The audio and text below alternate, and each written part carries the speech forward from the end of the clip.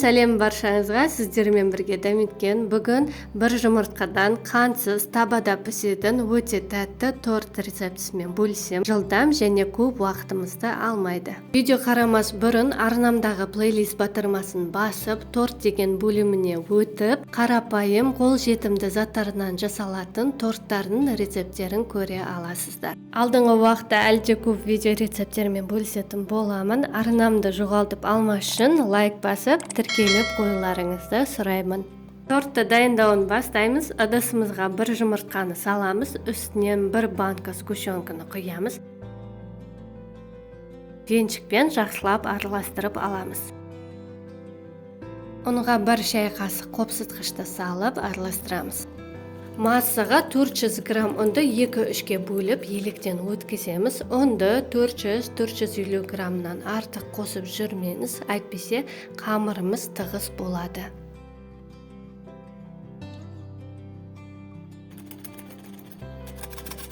Қамыр сәл ғана қолға жабысады, жұмсақ қамыр иленіп шығады. Ұнды сеуіп, қамырды тең бөліктерге бөлеміз.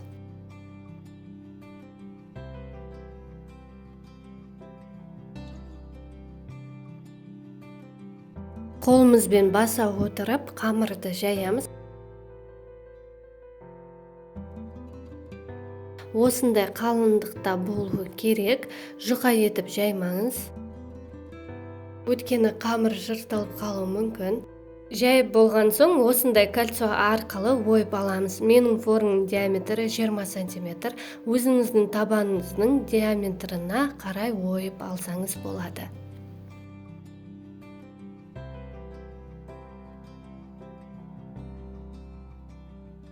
Мінекей менде 7 корж болып шықты. Корждың саны сіздің диаметріңізге байланысты. Енді әрі қарай корждарды құрғақ қызып тұрған табада екі жағынан 2 минуттай орташа отта пісіріп аламыз.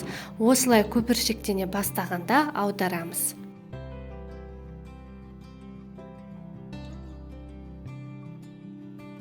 Корждарды пісіріп дайындап болған соң крем дайындаймыз. 20% қаймаққа 2 ас қасық сахарный пудраны салып 1-2 минуттай миксермен шайқаймыз.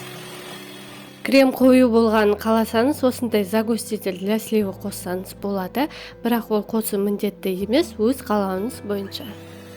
Миксермен тағы да шайқап аламыз. Шамамен әр коржға 2-3 ас қасықтай крем салып, бетін тегістейміз. Тортты жинап болған соң тоңазытқышқа 2 сағатқа қоямыз.